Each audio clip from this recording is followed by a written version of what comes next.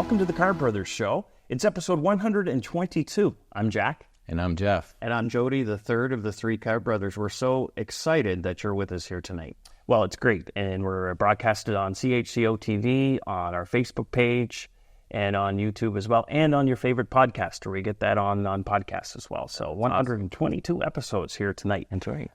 So tonight we're going to talk about the advance polls in general. Those are coming up. What those mean strategically in an election, the riding boundary changes that happen every 8 to 10 years, the debates. One already took place. There's one on Rogers TV and then another one on CTV 5 days before the election.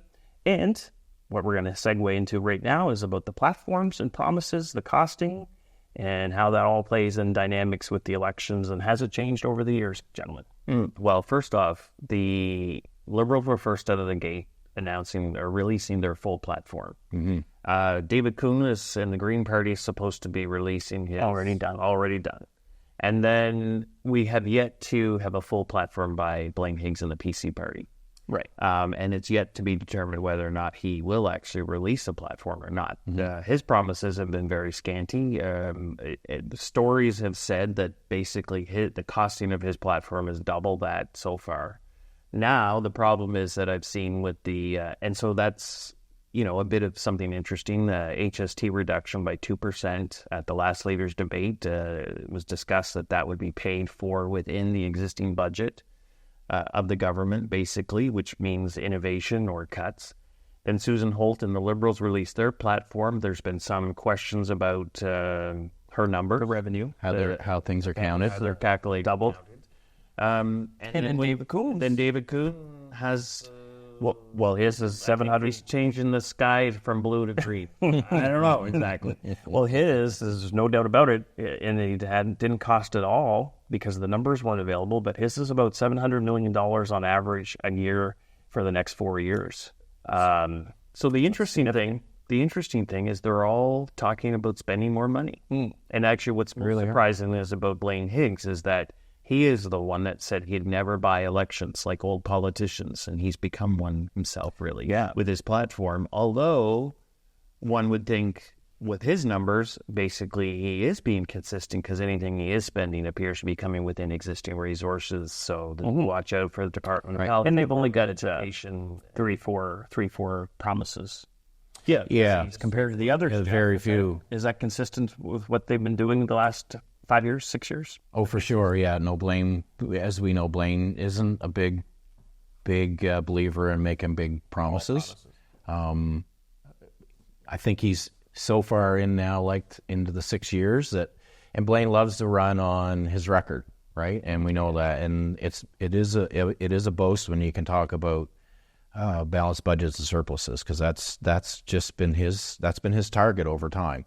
People will criticize that, saying you're putting too much money on the debt. Not enough in healthcare. That's right, and that's different philosophies, right? And that's his philosophy. I guess when you talk about the other platforms and the commitments made, they're all supposed to be costed, so that is the law. So if Blaine has more items to come out, or if he's going to release a platform, that will be costed, and that's sitting with Elections New Brunswick right now, so they know what items there are. I don't expect to see a whole lot more coming out.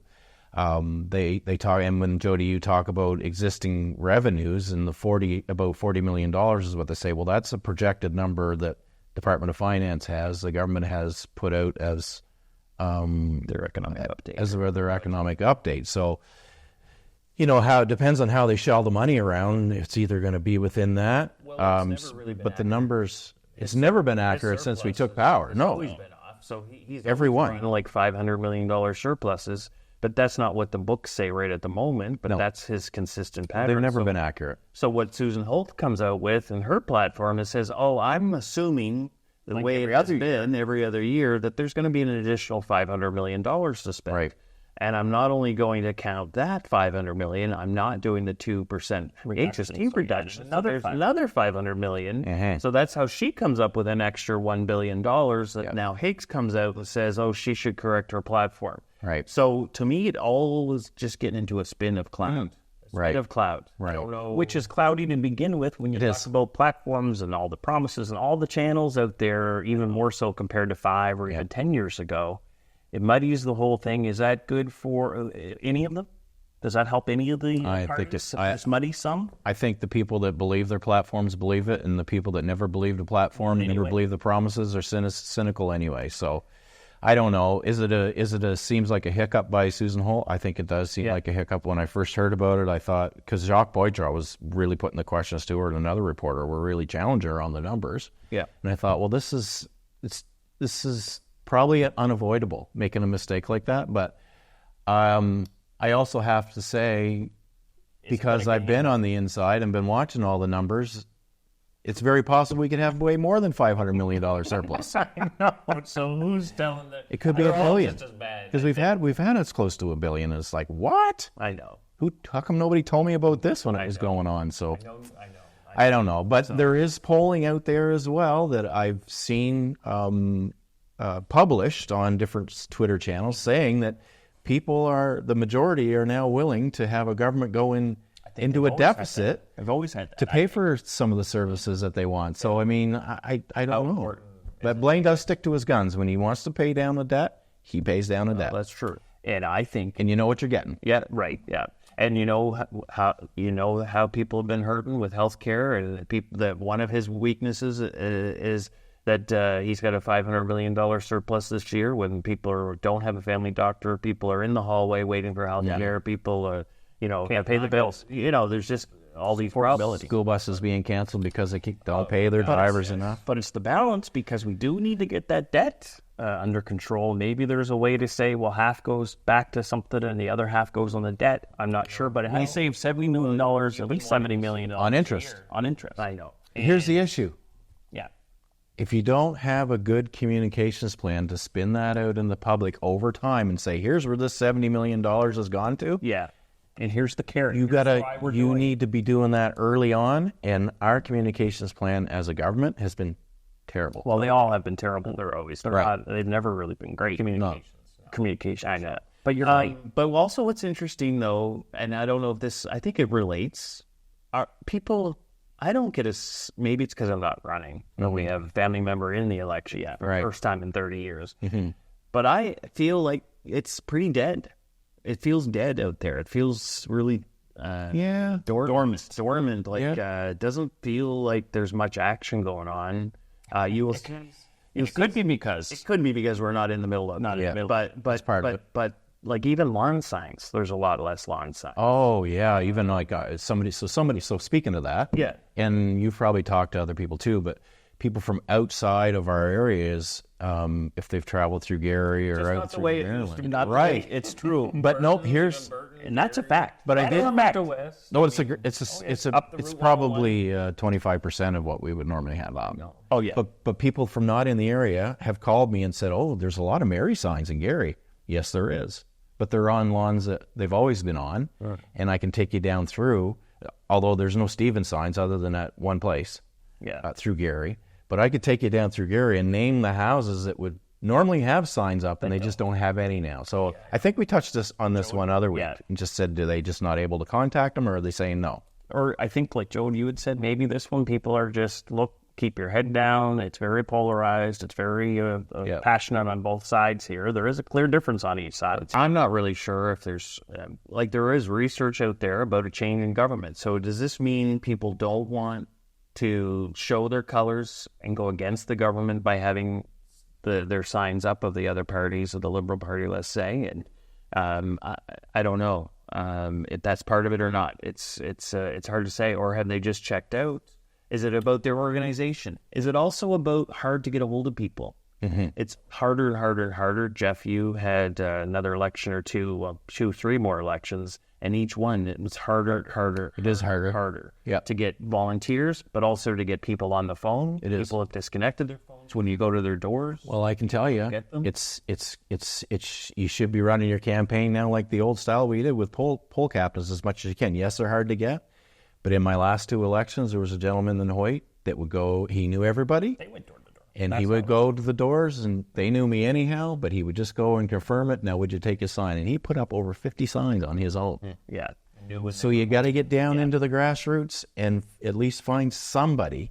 But that work doesn't start overnight. No, it takes 6 to 1 year, 6 to 12 months. And don't forget, there's also a dynamic where changing the boundaries. Yes. And you've got new candidates. Look at how many incumbents have left Blaine Higgs's party. Right. 12, 13 have retired, have left. So they had established organizations. Yeah. And I'm sorry, they don't just stick around and go to the next person or even stick involved in politics. No, they just say, look, I'm taking. They have different reasons. Right. And so, very good point. So there's a change in organization. There's new riding associations. There's new campaign teams. New people getting involved or people not getting involved. They don't have the same organization. And some that are, there's some sticking around that are experienced.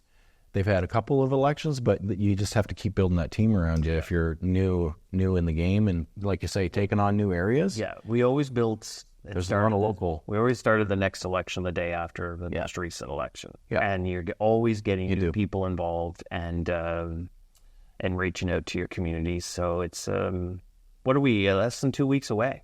We are less than 2 weeks away. The election's October the 21st. This will be one that's the people will be watching and studying for many. Well, for the rest of the country, how this because there's other how it's going to elections coming. We led kind of on the 2020 COVID election. I know.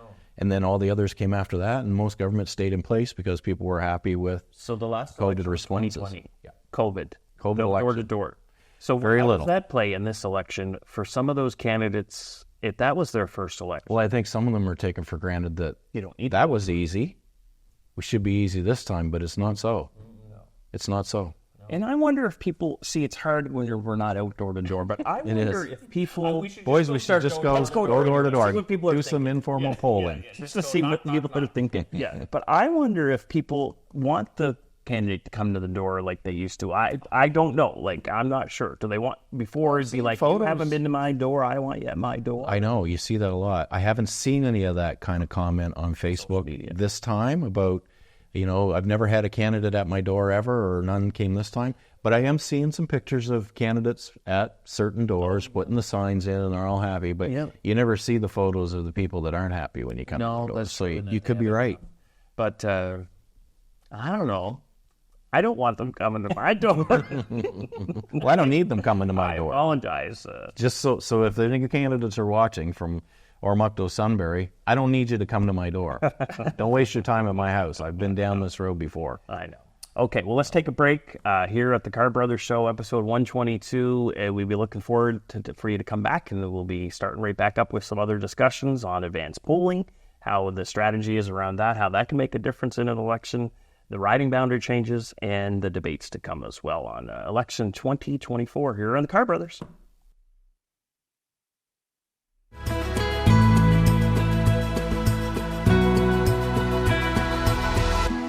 Hi there, welcome back to the Carr Brothers Show, episode 122. I'm Jack. And I'm Jeff. And I'm Jody, the third of the three Carr Brothers. Welcome to the Carr Brothers Show. Yes. We're in election mode, guys. We are in election mode. How are we feeling? Do we miss it?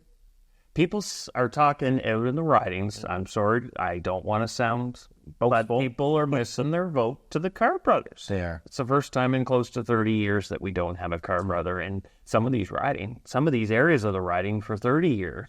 Yeah, at other areas over different years, depending on the boundary changes. But yeah, because if you take the span there, way back in 1995, included over in the Queens County War, and then we're back up down to the Queens County with the Sunbury West riding. But if it's a huge journey, a huge time frame of 30 years of different campaigns, different stories, different leaders, different candidates, different debates, different things that have happened over the years. Well, we've been running into people that are just saying like just that without, some people said they never voted before a car came on the ballot.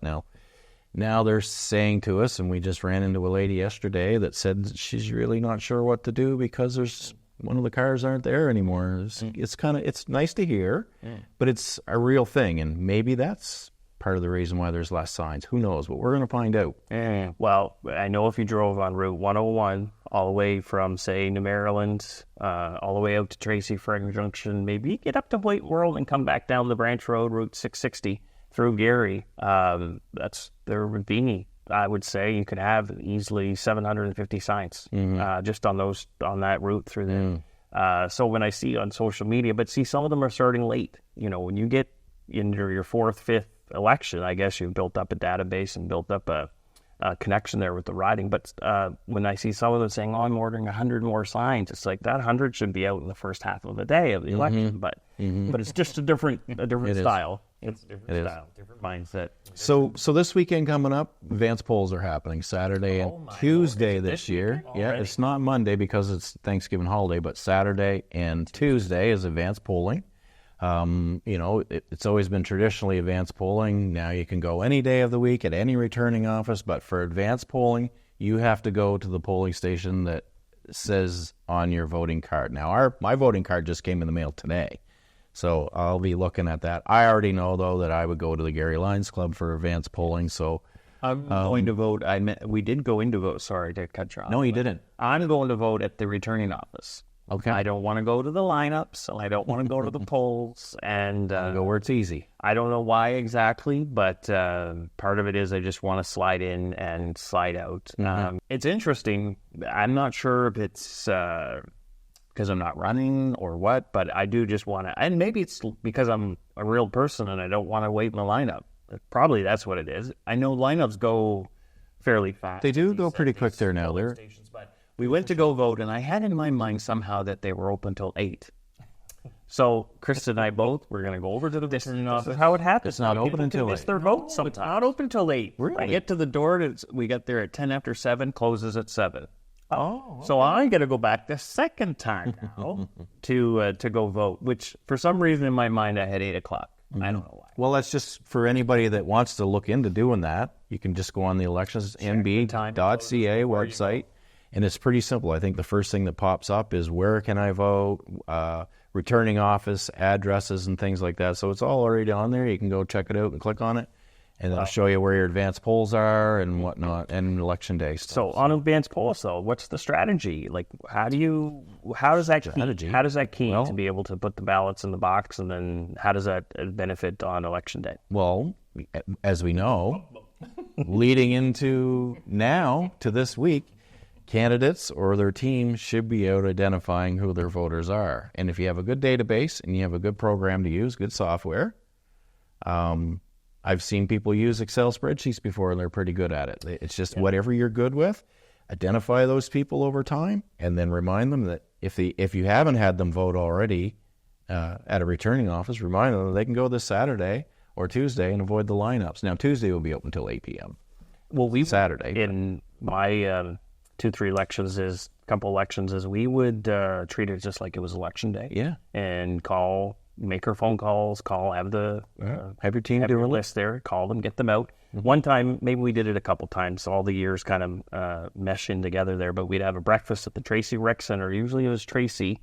They'd come out, and then we'd encourage them that morning to say, well, you've already been out now to eat breakfast on the way home and go over the vote. Oh, that's a good idea. So we adapted that. And we had events. We used to get the family to bring more than one vehicle, so they'd park out front and there'd be more cars there. Yes, that's the old church from the book. And then when I would organize an event, and to be like, why are they all parking out behind the building? In front of the building, because they're all driving by wondering how many people are there. A couple of my elections, we'd do phone dialers. So if you had phone numbers for the people that said they were going to support you or whatever, you'd do almost like a robocall, I guess they call it, and all your supporters would get a call reminding them that you can go vote tomorrow, at whatever polling station, if it was at the Ormocto Community Center, the Hazen Center, the Gary Lyons Club, or Hoyt Rec Center, or whatever. Always send in those reminders. So the more people you can get voted Saturday and Tuesday or up until then, the better. But what's going to be interesting to see is who's motivated to go vote. Right. The people that it's their civic duty, they're going to go no matter what. People that maybe they want to change in government, so they better get in there to get Higgs out. Yeah. The people that are really pretty happy with what Higgs is doing, and they don't want someone else to get in and reverse everything he's doing. Or maybe they're looking for the Green Party or another party of some sort. Yeah, but we know we're still pretty well in line with the two-party system in New Brunswick. So it's just going to be interesting. And who does the campaigns have contact with? They have more probably contact with their own traditional supporters. So what I'm wondering is, who's more motivated are the PC supporters that they would be able to get in contact with, are they more motivated, or are the Liberal supporters, are they more motivated? To me, when you're looking at events out there, the platform launches or the debates, it looks to me that the Liberal Party and Susan Holt's team seem more excited, more energetic. But it could just be, it could be a wrong observation, but when she had a nomination, it looked like there was a party and people were upbeat. Well, it's all how you communicate and how you put those videos out. Well, that's right. That's also a sign of organization. It's a science. And a sign of organization. Emotion. But then a lot of times the new candidate does gain a more flair and more because they're the new ones. So we've seen that in our ridings. We work for 6 years rate or steady day and night every day. And then a new candidate comes, your opponent, and this is the new flavor, and then you get a bit of a wave there. I know. So I guess we don't know until the ballots are counted. This is going to be quite an election to study. And it's going to be fun, too, this year. We have Jack, who is hosting again on Rogers TV election night, providing coverage and analysis and commentating. Mm-hmm. And we also have Jeff, who's been invited to be on CBC TV. I think that's great. Election desk as a panelist. Yeah, to give I am a supporter. It's going to be fun. It'll be fun. I've been on Power and Politics the last 2 Thursdays. I'll be on again today, Thursday. I